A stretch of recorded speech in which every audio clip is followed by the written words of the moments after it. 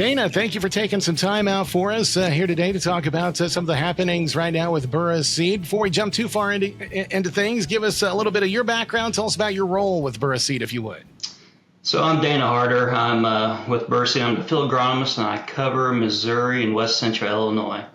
So mainly doing customer support and sales training for our staff there, make sure they're up to date on the current agronomic topics and issues going out in growers' fields. So getting out in the field and finding out what's happening out there. And I understand that the agronomy support side of things is very important to Burrus Seed. It is. It's working with growers and making sure that we get them the best outcome for their crop and the best ROI. And we want to make sure that our account managers are up to date and recommending the best products and making the best recommendations for our growers to make sure that they succeed. What's the 2025 season look like in your territory? Going into the season, we thought it was going to be a hot and dry one, but we've been blessed with plenty of rain. In some areas, maybe a little bit too much rain is what we're seeing here. So with July and August coming around here, we're seeing quite a bit of disease pressure coming into corn, seeing all sorts of diseases. The top four, we're seeing gray, we're seeing northern. Tar spot showed up early, coming in June, and kind of blowing up here again with those cooler temperatures coming into August. And then the real kicker has probably been southern rust. So it's going to be a good year to rate diseases in our research trials and see what we have for different tolerances in our lineup. But again, it's making growers aware what challenges might come up as we enter the harvest season. How does that help a producer to become more aware as they head into harvest what's potentially out there? So if we have quite a bit of severe disease pressure, that can always make standability issues. So we want to be proactive in scheduling fields that might have high disease pressure. Usually we'll see some stalk rots. So if we have an early disease and we have a lot of defoliation from those diseases, we can have standability issues because that stalk will cannibalize itself because we're losing that foliar tissue that feeds that ear. So, as we enter the mid-August and into September, it's going to be key to go out and check your stocks, do a push test. Then anything that's going to bend or push over 10%, we want to make sure that's on the front side of your harvest. So no one really likes down corn, battling that and that challenge that comes into play. And also in combination with that, we're seeing, with some of this rain, we're seeing some nitrogen loss. If you were to put a drone up, you can see the wet holes. A lot of yellowing, so we're losing nitrogen, and that plant is going to cannibalize itself to make that ear is what's going to happen there. So that's probably the key challenge that we're seeing coming into this August time frame, going into September. And in some instances, just to keep going, guys might apply to fungicide, but just realize you're getting 14 to 21 days.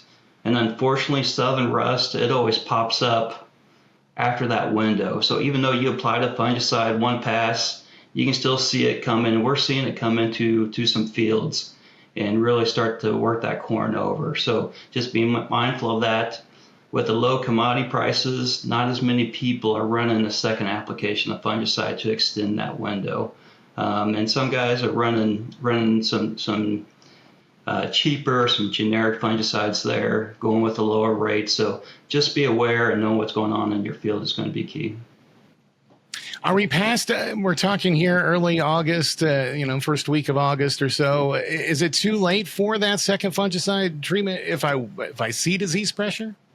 Yeah, we're getting past that point. And actually with the heat that we've been seeing, this crop is progressing further along than what we typically see for this time frame.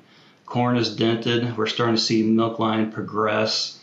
Ideally, if you're doing a second application, you're targeting at R3 stages when you're doing it. So what you won't pick up the bushels in terms of ROI with a second fungicide pass, but what you do see is improved standability. And usually, that's going to be around 5 to 7% improvement in standability is where you're going to pick that up. So that's more of an intangible benefit. Like I said, growers really don't like messing with standability issues in corn, so you would pick that up. But in terms of getting the bushels return on that, that's going to be very limited and not economically feasible from that standpoint. Sure, it makes a lot of sense, especially as you say with commodity prices where they are, and that makes these types of discoveries, for lack of a better term, out in the field even more important for producers, right? Because of where commodity prices are, to have a more thumb Yeah. on the pulse of things. It is. So management is going to be key, and when we get to these price points, it's all about achieving more bushels to offset that depressed commodity price. So maximizing that return, even though it's a challenging decision when you make it, you got to rely on the experts, your account manager, your agronomist, to help make those informed decisions and help pencil it out and see what your return on investment is on that. So it's always about getting more bushels in the bin, especially at these price points. And Dana, you're just one example of the fleet, the staff of agronomists that are out there helping customers, right? Talk a little bit about that agronomy department and how widespread you are, things like that. So we do have a research group, and Burrus, we do all our testing throughout our footprint. So we have corn and soybean locations. Always testing the newest technology and the newest traits, the newest genetics. Also looking at the newest seed treatments and doing different agronomic trials. So it's just to give good informed recommendations. We have 2 agronomists on staff that cover our footprint, and it's always great to have that interaction and those relationships with our growers. And they call up at all hours, and it's always great when you get that positive report that, hey, this is really working, this is looking great, and you really helped me out and helped me with my operation. So that's a great feeling, and probably the most rewarding aspect of this job. We've talked a lot about, what's happening out there at this time of the season. I would think probably, this after harvest planning for the next year is where an agronomist kind of really comes into play, right? Is sitting down and saying, okay, this is what happened in 25. Here's what we should do in 26, or what I suggest we should do in 26. Is that part of the equation? Oh, of course. When we enter that time frame and seeing what the results are, offering that insight, what we saw through this last season and what we anticipate for this next season is key. And with new technologies, new seed treatments, being up to date on those new technologies and offering our recommendations to our growers is key. Just realize that, hey, on an elite corn product, you'll win 70% of the time. It's not in the 90s, it's not 100%. And just realize every year is different. And with so many different technologies and coming to market, having that insight is really key for helping growers experiment and develop what they need for their farm. One key thing we know is that fertilizer prices are really high for the markets that we're seeing in commodities. And coming up with strategies to maximize our ROI when it comes to nitrogen or DAP or potash is going to be key going into next year. And again, we're seeing some new challenges. Kind of a hot theme this last week in soybeans has been red crown rot really coming hard into Western Illinois. And some guys are going to experience it pretty severe, to be honest with you. And just realize it looks like SDS, but you really have to go out there and pull those roots and see if you have those red lesions at the bottom of that plant.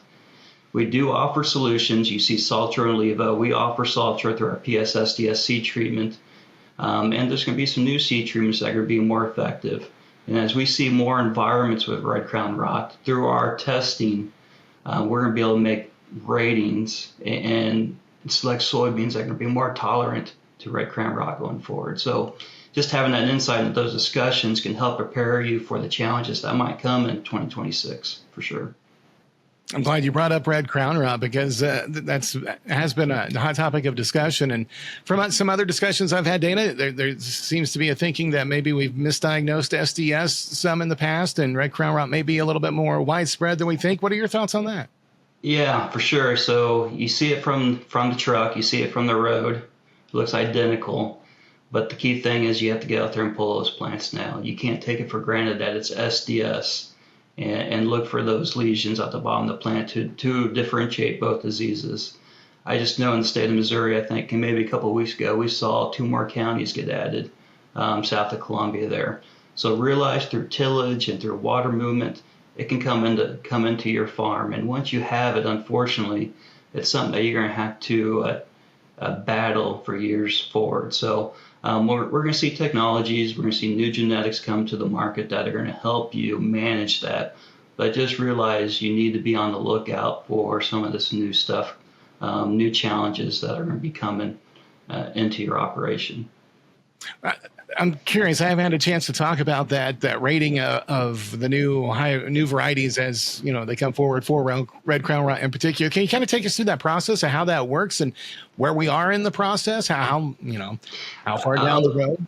I kind of say we're in the very early stages, to be honest with you. I think they first found it in Pike County in our geography about 2018, and it takes quite a few environments to make those ratings. If you have one location, that's not enough, but we're going to have tools to make ratings, and we're going to have ways to maybe inoculate trials so we have a uniform pressure. I kind of equate it to what we've experienced with tar spot. You look back 3 to 4 years ago, a lot of companies didn't have tar spot ratings, but now those are readily available, and actually Burrus was one of the first companies to provide those ratings for growers, making sure that you have those tools there to make that informed decision. A lot of it's through observation. So with the different companies that we work with, we can get their ratings, but we can compare and see how that looks like in our own testing, and then make sure that it passes the sniff test and that we're making the best recommendations for those growers.